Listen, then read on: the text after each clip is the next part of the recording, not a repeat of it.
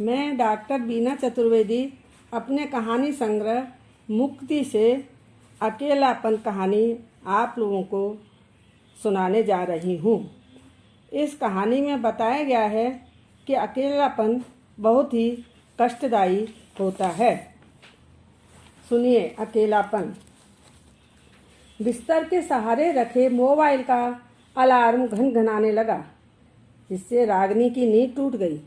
उसने हाथ बढ़ा, अलार्म बंद किया और बिस्तर छोड़कर कमरे से बाहर आ गई। उठने के साथ ही रागिनी का मन अशांत होने लगा। वह सोच रही थी कि न जाने आजकल जिंदगी कैसी हो गई है। भागती दौड़ती हुई हर व्यक्ति केवल अपने तक सीमित रह गया है। अब किसी के भी पास दूसरों के लिए सोचने का वक्त ही नहीं है। वह भाग रहा है तो अपने लिए, और रुक रहा है तब भी सिर्फ अपने लिए। सभी लोग अपने अधूरेपन के साथ जी रहे हैं। इस संसार में शायद कोई भी पूर्ण नहीं है। न मालूम क्यों हम सब अकेलेपन से त्रस्त होकर स्वयं को अपूर्ण मानते हुए जिंदगी की खुशियों से दूर क्यों भाग रहे हैं। रागिनी की अभिन्न सखी थी नेहा। वह बहुत ही खूबसूरत छुई मुई सी थी।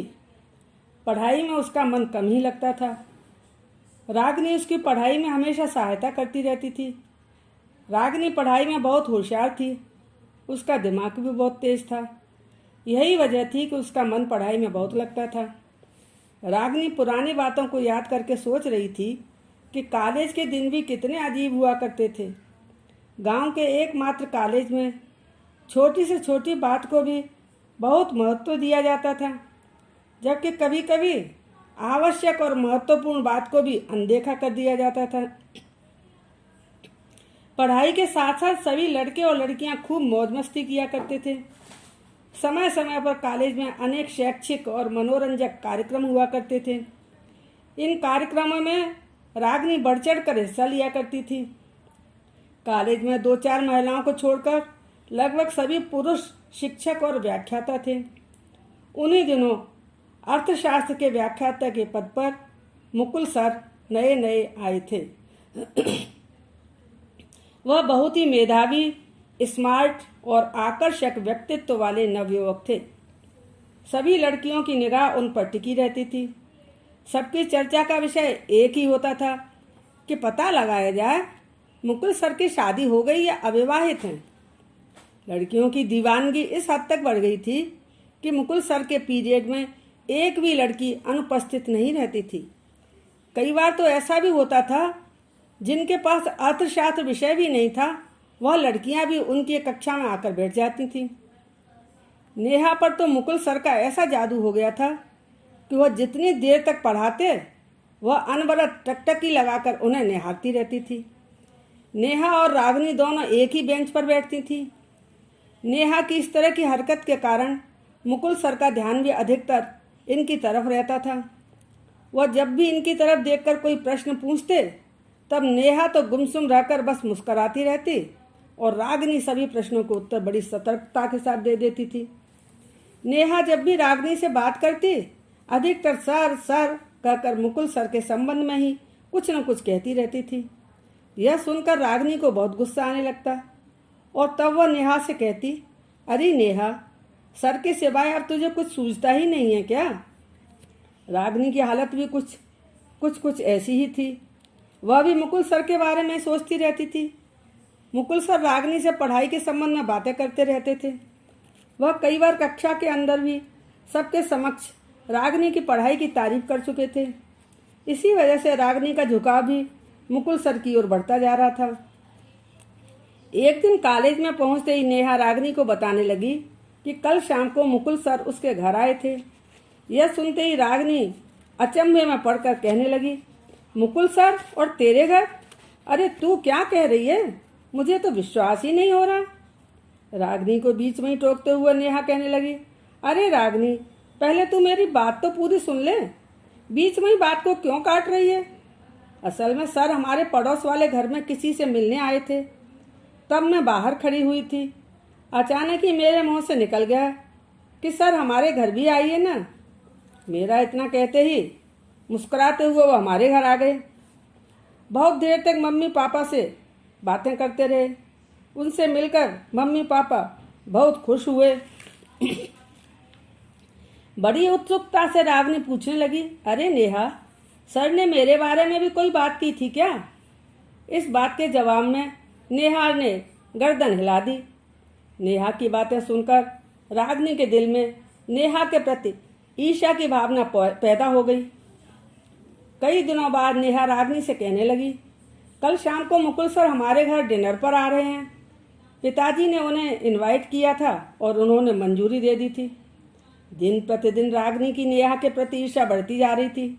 वह सोच रही थी कि क्लास में पढ़ाते समय सर बहुत बार हमारी बेंच की तरफ देखते रहते थे।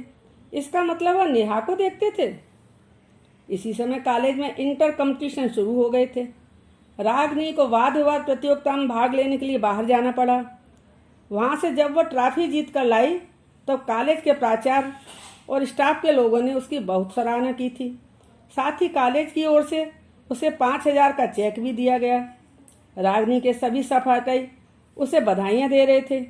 नेहा को रागनी की जीत से कोई लेना देना ही नहीं था। वह तो अपनी खुशी में मग्न थी। नेहा ने खुशी से उछलते हुए रागनी को बताया कि मुकुल सर के साथ आनंद फानन में उसका विवाह तय हो गया था। वह शादी की तैयारियों में व्यस्त थी, इसी वजह से कॉलेज नहीं आ रही थी। यह सुनकर रागनी अवाक हो गई। कुछ क्षणों के बाद स्वयं को संभालते हुए वह नेहा से पूछने लगी, अब तेरी पढ़ाई का क्या होगा? बीच में ही छोड़ देगी क्या? नेहा ने मुस्कुराते हुए जवाब दिया, पढ़ लिख कर मुझे अब क्या करना? मैं तो पढ़ाने वाली की जीवन संगिनी बनने वाली हूँ। एक एक शब्द में नेहा की प्रसन्नता झलक रही थी। सब कुछ इतनी जल्दबाजी में हो रहा था, बहुत ही काल्पनिक सा लग रहा था। नेहा ने बताया कि मुकुल सर को रिसर्च वर्क के लिए अमेरिका में एक यूनिवर्सिटी ने स्कॉलरशिप देकर बुलाया था। अमेरिका जाने से पूर्व वह तथा उनके घरवाले भी शादी करना चाह रहे थे। इसी वजह से जल्दबाजी में शादी तय हो गई थी। एक छोटे से समारोह में नेहा की शादी मुकुल सर के साथ संपन्न हो गई। नेहा अपने पति के साथ अमेरिका चली गई। शुरू में कुछ दिनों तक नेहा के पत्र और फोन भी रागनी के पास आए, मगर बाद में संपर्क टूट गया। गांव के कॉलेज की पढ़ाई पूरी हो जाने पर रागनी आगे की पढ़ाई करने के लिए नोएडा चली गई। नेहा की यादें अब धूमिल पड़ने लगी थी। यदा कदा जब भी उसे नेहा की याद आती तो उसके मुंह का जायका खराब हो जाता था, क्योंकि रागनी भी मुकुल सर को मन ही मन चाहने लगी थी। उसे लगता कि नेहा ने उसके प्यार पर अपना आधिपत्य जमा लिया था। मुकुल सर के बाद रागनी की जिंदगी में और भी कई लोग आए थे। उसका आकर्षण भी उनके प्रति हुआ था, मगर शादी तक बात नहीं पहुंच सकी थी। रागनी की छोटी बहन की समय पर शादी हो गई थी और अब उसके बच्चे भी बड़े हो रहे थे। इसी तरह समय व्यतीत होता जा रहा था। अब रागनी की उम्र शादी करने जैसी नहीं रही थी। रागनी की छोटी बहन कहती थी, दीदी, एक जीवन साथी की आवश्यकता तो हर उम्र में होती है। यदि अभी भी आपको आपके लायक कोई मिल जाए तो शादी कर लेना। रागनी झुंझला कर उसे जवाब देती, अरे अब तू भी मुझे शिक्षा देने लगी है। इस अधेड़ उम्र में शादी करना क्या शोभा देगा? अब यह संभव नहीं है। हर कार्य की एक उम्र होती है। इस बारे में मैंने सोचना बंद कर दिया है। रागनी की जान पहचान के अनगिनत लोग थे। स्वयं की मित्र मंडली थी। माता पिता, छोटे भाई बहन सभी तो थे। फिर भी उसे अकेलापन खाए डालता रहता था। वह सोचती, एकाकीपन कितना डरावना होता है। यह अकेलापन मुझे छोड़ क्यों नहीं देता? रात में जब तक नींद नहीं आती शून्यता उसे घेरे रहती थी। रागनी एक सेमिनार अटेंड करने बम्बई आई थी। एक होटल में रुकी थी। सेमिनार समाप्त होने के बाद उसका बम्बई घूमने का कार्यक्रम था। उसके साथ कई लोग आए थे। सबने टैक्सी में बैठकर शहर का चक्कर लगाने का विचार बना लिया था। थोड़ी बहुत खरीदारी भी कर ली थी। रागनी सोच रही थी कि होटल के कमरे में पहुंचकर सबसे पहले वह स्नान करेगी। उसे बहुत थकान हो गई थी। कमरा खोलते ही अकेलेपन ने उसे घेर लिया था। वह परेशान होने लगी। न मालूम क्यों आजकल उसे एकाकीपन से बहुत घबराहट होने लगी थी। दरवाजे के समीप पड़ी कुर्सी पर वह निढाल सी हो गई। उसने अपनी एक नज़र पूरे कमरे पर घुमाई। कमरा बहुत ही आलीशान ढंग से सजा हुआ था। गुदगुदे बिस्तर पर सफ़ेद झक चादर बिछी हुई थी। फर्श पर गलीचा बिछा हुआ था। खूबसूरत सीनरी, लहराते हुए कीमती पर्दे, सभी कुछ एकदम भव्य था। मगर अकेलेपन के कारण उसे सभी सुख वीराने लग रहे थे। सभी सुविधाओं के बीच वह नितांत अकेली थी। उसकी समझ में नहीं आता था कि वह स्वयं को कैसे समझाए। हालांकि हर समय वह अपने आप को अधिक से अधिक व्यस्त रखने का प्रयास करती थी, मगर फिर भी अचानक दरवाजे की घंटी बजने से उसकी तंद्रा टूटी। वेटर आया था। वह कहने लगा, मैडम आपका फ़ोन था। यह सुनकर वह सोचने लगी, अरे यहाँ मुझे कौन फ़ोन करेगा। रागिनी ने वेटर से पूछा, किसका फ़ोन था। वेटर ने जवाब दिया, कोई मैडम थी। 2 बार उनका फ़ोन आया था और उन्होंने मैसेज भी दिया था। इतना कहते हुए वेटर ने रागिनी के हाथ में कागज़ थमा दिया। रागिनी बेसब्री के साथ कागज़ खोलकर पढ़ने लगी। उसमें लिखा था, रागिनी, मैंने 2 बार तुझे फ़ोन किया था मगर बात नहीं हो सकी। सुबह अखबार में तेरा नाम पढ़ा कि तू किसी सेमिनार को अटेंड करने यहाँ आई है।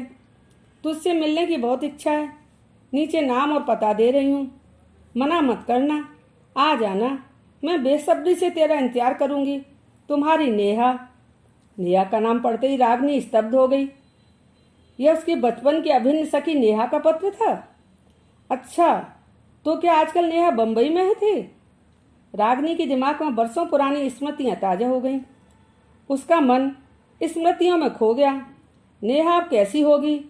वह सोचने लगी कि कल ही उसे वापस जाना है, मगर उससे पहले वह नेहा से मिलने अवश्य ही जाएगी। यही सब सोचते हुए उसने लाइट बंद की और सोने की कोशिश करने लगी। सुबह रागिनी जल्दी ही उठकर तैयार हो गई और टैक्सी लेकर नेहा के दिए गए पते पर पहुंच गई। उसने डोरबेल बजाई। नौकरानी ने आकर दरवाज़ा खोला और कहा, आप बैठिए, मैम साहब अभी आ रही हैं। नेहा फुर्ती से आ गई और रागिनी के गले में बाहें डालकर लिपट गई। कुछ क्षण में उसने स्वयं को काबू में किया और कहने लगी, अरे रागिनी, तू तो बिल्कुल नहीं बदली, जैसी कि तैसी ही दुबली पतली छरहरी बनी हुई है। रागिनी ने मुस्कुराते हुए उससे पूछा, परंतु नेहा, तू क्यों इतनी बदल गई? आराम तलब जिंदगी जीने के कारण दुनिया भर का मोटापा तेरे शरीर पर चढ़ गया है। नेहा कहने लगी, सच में रागिनी, कभी कभी तो तेरी बहुत याद आती है। एक तू ही तो थी जिससे मैं अपने दिल की सारी बातें बेझिझक होकर करती थी। बचपन के दिनों को कभी भुलाया नहीं जा सकता। और कॉलेज की मौज मस्ती, सब कुछ समाप्त हो गया। अब तो जिंदगी में कुछ बचा ही नहीं है। रागिनी कहने लगी, सब कुछ तो तुझे तेरी पसंद का मिला था, फिर तू खुश क्यों नहीं दिख रही? नेहा कहने लगी, रागिनी, सच कहूँ तो मुझे तुझसे ईर्ष्या हो रही है। तू कितनी बड़ी पोस्ट पर ठाठ की जिंदगी जी रही है, जबकि मैं तो अपनी पढ़ाई भी पूरी नहीं कर सकी। मेरा जीवन एकदम निरर्थक है। अब इसमें कुछ बचा ही नहीं। आज मैं एकाकी जीवन जीने के लिए मजबूर हूँ। इतना कहते हुए नेहा हिचकी भरकर जोर जोर से रोने लगी। उसके दुखों का बांध आंखों के रास्ते से फूट कर बहने लगा। आज वह अपनी बचपन की अभिन्न सखी के समक्ष अपना दिल खोल कर रख देना चाहती थी। नेहा को रोते हुए देखकर रागिनी ने उसके हाथ थामते हुए कहा, नेहा, क्या बात है?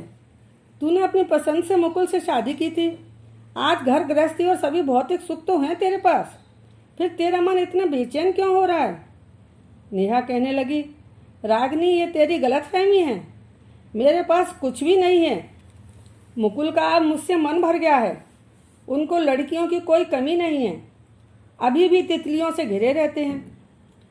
बच्चे बड़े हो गए और अब उन्हें भी मेरी ज़रूरत नहीं है। वह पढ़ाई करने के लिए बाहर चले गए। मैं एकदम अकेली रह गई हूँ।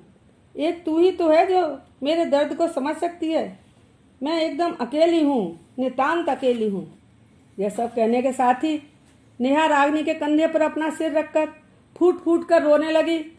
नेहा की दर्द भरी जिंदगी के बारे में जानकर रागिनी भी दुखी होने लगी। रागिनी सोच रही थी कि नेहा को सब कुछ अपने मन माफिक मिला था, मगर फिर भी आज वह अकेली है, जबकि मैं स्वयं के अकेलेपन को ही कोसती रहती थी। हकीकत में अकेलापन सर्पदंश के समान कष्टदायी होता है।